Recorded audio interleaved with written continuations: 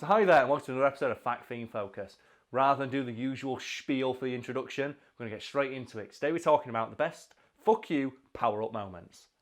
So before we explain the criteria, I just Yes. realised that my drink is empty. Okay. And I have to unmic and go downstairs to get mine, so can I steal some of yours? Yeah, you can, yeah. Oh yeah, these videos are drinking videos. These are always drinking videos. So here's some gin for Brad.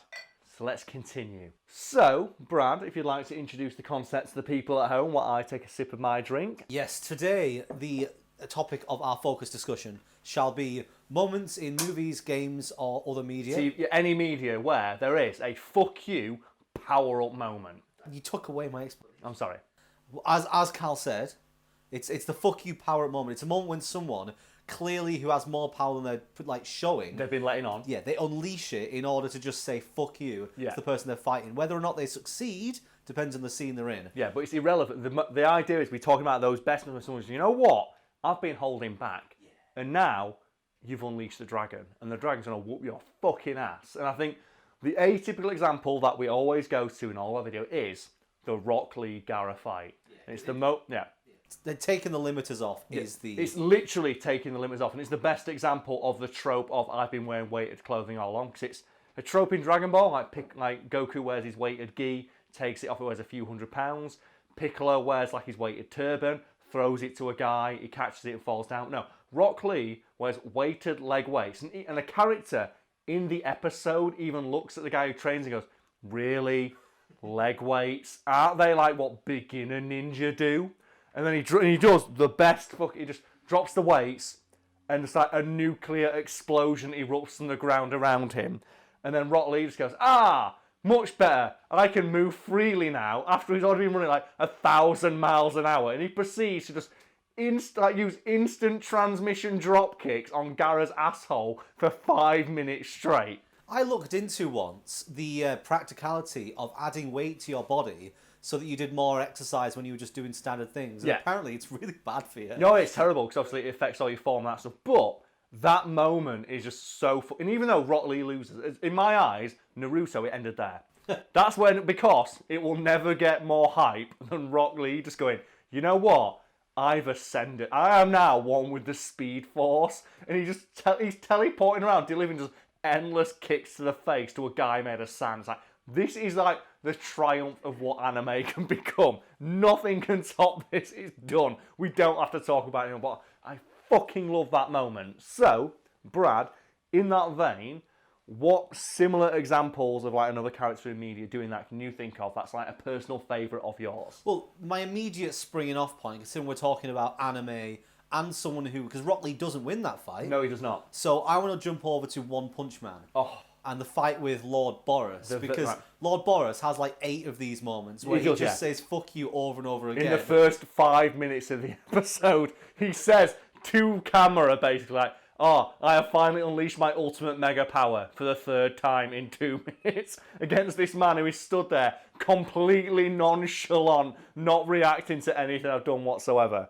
Every single time his attacks don't work, he goes up another level. Yeah, he powers up again. And you're watching it thinking, how can he get more? How can he ascend more? Because then he does the thing of, he does one of my favourite, I know it's not realistic, but I love in media where someone gets punched and then the person who punches them runs along and before they reach their destination, kicks them up into the air and then hits them back down. And Lord Boris does that like 3 times. He does the best one in media because he kicks Saitama all the way to the fucking moon. And the entire, the show stops.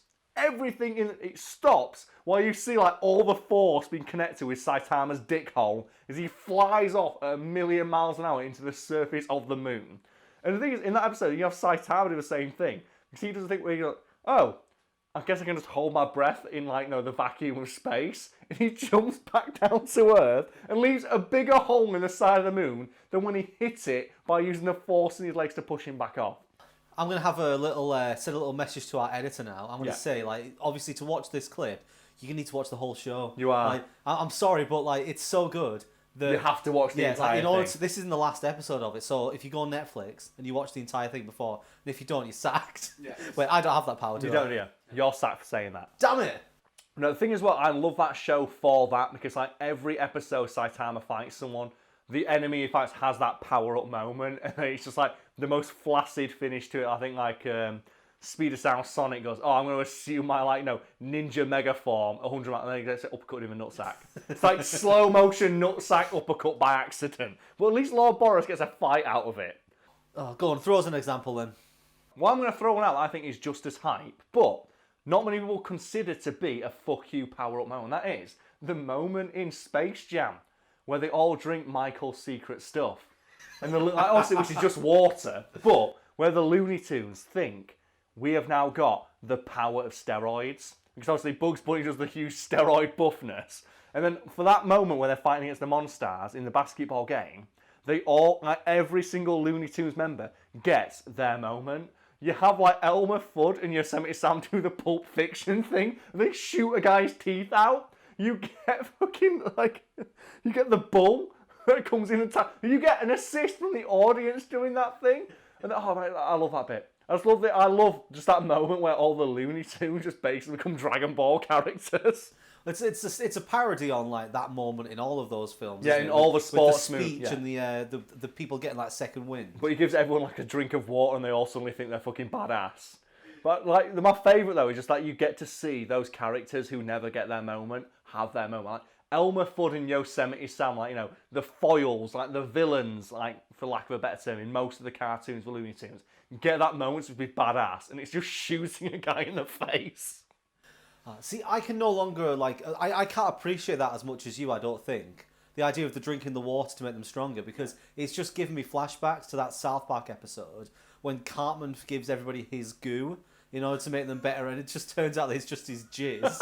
But speaking of South Park, I think there's the moment in the movie. Oh, with the South Park chip. Bigger, Longer and Uncut. Yeah. Where like, Cartman gets his true power unleashed of, oh, swearing is your superpower. And they just basically tell Cartman, like, you know what? Get this movie an R rating in one scene. So he just says every swear word imaginable to power up. It's like this ungodly Kamehameha wave of bullshit. Just like absolutely like that obliterates Satan himself. To shift focus for a moment and like move to the medium of video games, there's a couple there we can talk about. I'm going to start with one that's like it's a small moment in the game itself, but it's one that always like made me go, yeah, that's fucking hype as shit. And that is in Borderlands 2 when you go to rescue Bloodwing, like on behalf of Mordecai, and Bloodwing, spoilers, gets killed by Handsome Jack.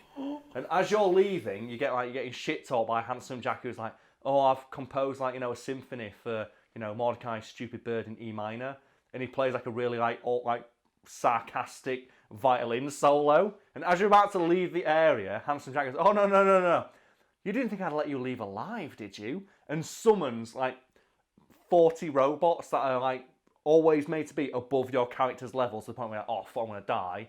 And then you hear from Mordecai, whose bird's just died, go, Vault Hunter, get down. And then you look to the mountain where he stood, and you just see him with his sniper rifle, and then you just hear him go, like basically going, oh, fuck you, as he just fires shot after shot after shot, and he one-shots every single giant robot without even trying. And you find yourself thinking, why didn't he do that? Like at the beginning, he could have saved everybody if he just got that. He could have saved his bird. Yeah, he could have saved anybody if he's like every time, like there was any sort of challenge or threat, he just did that. But like, he obliterates every single robot with a pinpoint accurate sniper rifle round to the face, while continuously screaming in Spanish, which is the best language to scream at when you're attacking somebody. So that I don't suddenly go start talking about Metal Gear Revengeance again in another video, do you have an example from video games you'd like to discuss? Well, I think I'm going to mention Vanquish, just to see your face light up. Oh, I love Vanquish, it's so good. So people who not play Vanquish, because not many people did, because that game didn't do well, you play as a guy called Sam Gideon, who's got a robot suit, and your entire, combat style revolves around sliding around your ass like a dickhead. And that's it. And you have, a set amount of power. And obviously, if you run out of power, your suit goes into cooldown mode and you're weak and you can't do anything cool. And at the end of the game, your character just says, to his help, remove my limiters. And that'll kill you. He said, I don't care.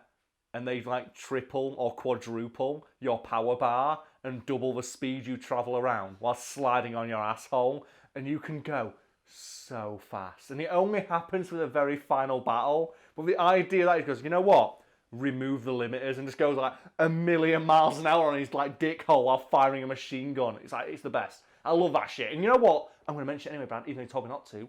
Metal Gear Vengeance, where Raiden like tells Doctor to turn off his pain inhibitors. You get stabbed in the stomach because he gets told, "Oh, but Raiden, I can't do that. The pain you will feel will be overwhelming." And Raiden goes, "Yeah, I know, but I like the pain.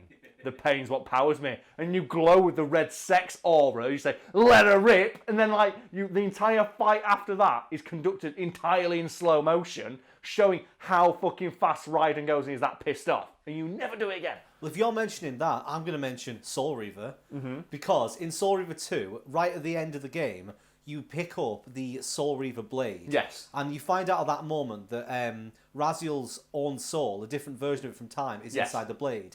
And as a result you got double Raziel action. Yeah, and as a result of this combination, your health regenerates instantly. So you which can't means that die. You can't die. So the entire, like, there's no agency to the final few fights apart from, I need to murder these incredibly tough people, but I can't die. Yeah. So they're really good fights, even though that you're Because you're you know you can do whatever the fuck you want. Well, if you're mentioning Soul Reaver, I'm mentioning Super fucking Metroid, because you cut this bit out of a previous video that I got so hype at, and that's when Samus gets the Hyper Beam. Oh, yeah, yeah. I'm gonna put your drink out. I'm gonna stop my drink. Okay. Because at the end of like Super Metroid, you've had this Metroid that's been following you around the entire game, and the Metroid, like, obviously, like, it's your enemy, you got to kill it. But there's one Metroid that Samus rescued, and that remembers who you are.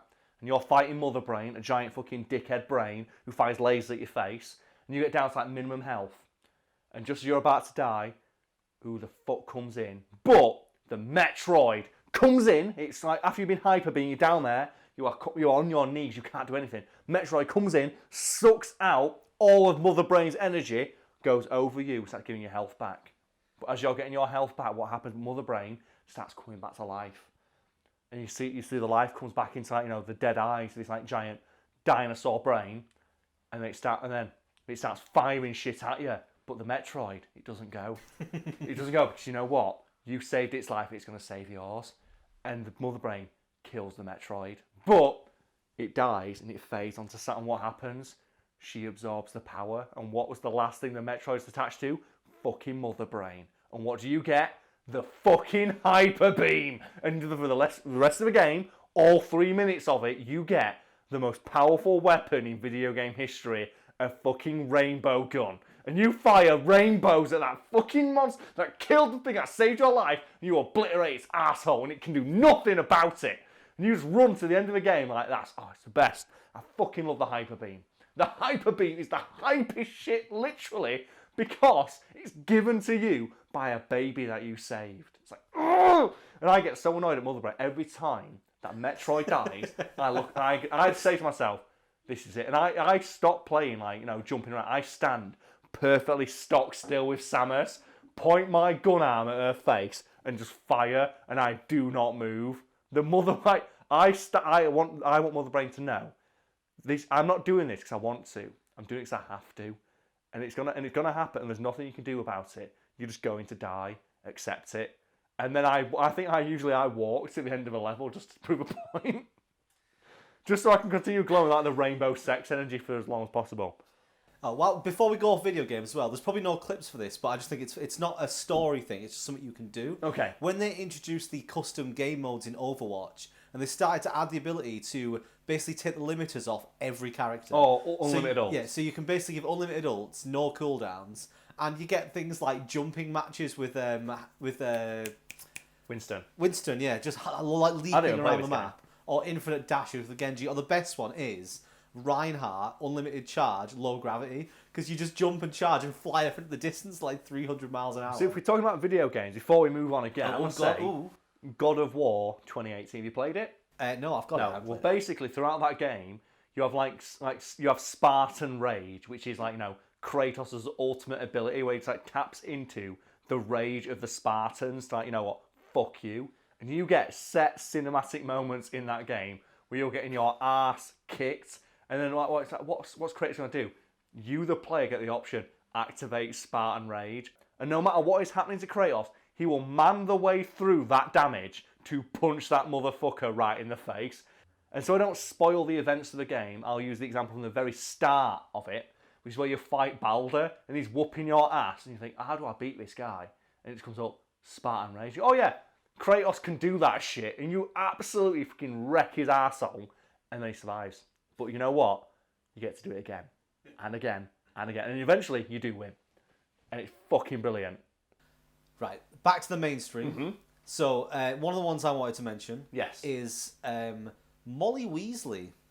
Oddly enough, yeah, because she, for some reason, is one of the most powerful witches in all of Harry Potter canon, despite the fact the majority of the books and the film, she is a housewife. Yeah, because originally I was going to mention McGonagall and how she doesn't really do much until the final film. But we know she's powerful because she teaches at Hogwarts. Like, Molly Weasley is, for all intents and purposes, a housewife. Like, the most magic we see her do is cleaning the dishes with magic.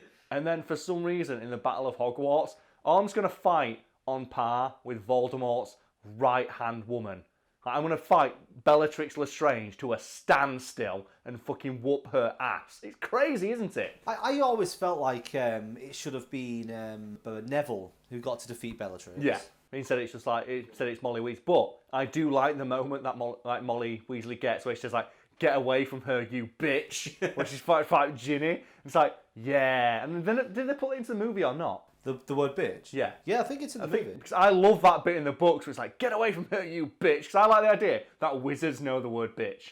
I mean, that's what I love the most. So I want to know, what other swear words do wizards know? Because we never hear any other swear words said by wizards. They usually sound like the weird wizard equivalents. But it's like the thing, apparently, according to Rowling, like, she had to edit the first couple versions of Harry Potter because Ron was supposed to swear all the fucking time. He says bloody hell a lot now, yeah. doesn't he? Whenever you see bloody hell, he was supposed to say something like fucking hell. Yeah. And I want to know, like, how much do the Weasley family swear? And also, why is Molly Weasley like an absolute G when it comes to like magic dueling? The one that got me about the language was they use the word snog constantly, but we don't use that very often. No, but every kiss it's set in the snog. 90s though. Yeah, 90s kids use snog a lot. But snog to me is like because like there's kissing, there's making out, macking on, etc. But snogging is like when you force your faces together. They're Americanisms. Like snogging was all the rage back in the 90s, mate. We're getting back to the badass moment. Yeah. That is immediately followed by Voldemort doing the same thing. Because when Bellatrix Lestrange gets killed, Voldemort, in the books at least, he does like this rage yell that's propels everybody back. And I want to know, is that an innate power he has, or is that like a conscious decision he made while casting a spell? Because I like the idea that like wizards, if they get sufficiently pissed off, can power up to Super Saiyan form and blow people back with their power. Well, there is law to establish that an angry wizard can do wandless magic by accident. Because Harry does it a lot. Yeah, when he summons snakes. It could easily be that Voldemort, when he gets angry, just fires people backwards away from him. But he should just do it all the time. He should just have like a constant circle of just like power around him.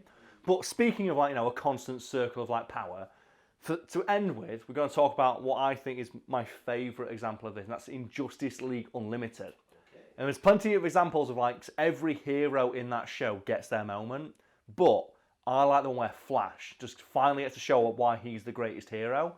Because like Batman's cool, Superman's cool, but Flash in that show is like, he's a comic relief character mostly, but you think he has access to the Speed Force. He can move at the speed of light. Realistically, he is the most powerful, capable hero in any situation because he can react to everything instantaneously, or at least from like our perspective. And there's a part where he's fighting with Lex Luthor, who's combined with Brainiac, and Brainiac beats the entire Justice League handily, except for the Flash, who's like weakened but still alive.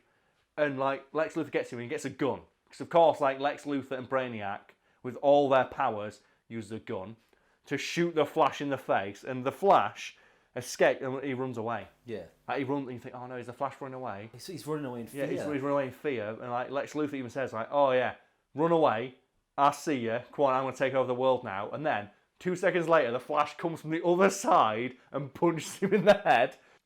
And what's inferred there is that the Flash ran all the way around the world to punch Lex Luthor. And then, about 3 seconds later, another punch comes, and then another, and then another. When you see it from the perspective of the Flash, no, he is running around the entire world to deliver the most powerful punch possible.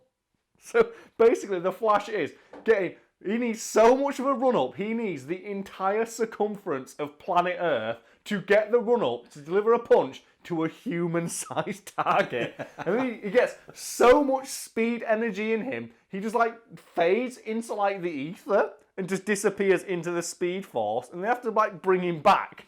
But the idea, he runs so fast to deliver a punch that's so powerful that he just like disintegrates his own body. I'm just thinking, like, what other character in fiction can even come close to that level of badassness of, I unleash my limiters so much, my body literally obliterates itself.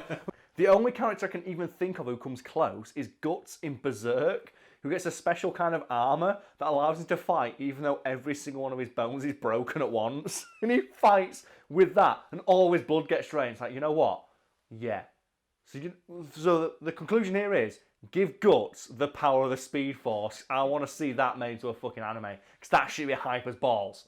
As always, if people want to take to the comment section, because there's a few we had written down we didn't mention, like Yeah. iRobot was the one. Yeah, we're going to talk about iRobot on where Will Smith realized, oh, I've got a robot arm, and starts punching people with a robot arm. So take to the comments any high. If we'll probably see the high voted ones and maybe do another one of these. Yeah, because that's the thing. Like, we love talking about hype ass shit, and if we miss something that's like especially hype, I'd love to talk about it in another video with another drink. Like So- a lot of hype things we miss out because they're too common. Like we know everyone will know them. We're trying to go for ones that. Are Yeah, like, we always, when we make these videos, we try to go for like a balance of stuff that people will know and stuff that maybe people won't know. Like, a lot of people watch, like, you know, like the Harry Potter movies, but I don't think many people watch like Justice League Unlimited. So I want people to know, like, you know what? There is a moment in that series where the Flash gets his fucking moment, and that's great. Yeah. But as always, thank you for watching, and we'll make another one of these next time I am not really, really drunk.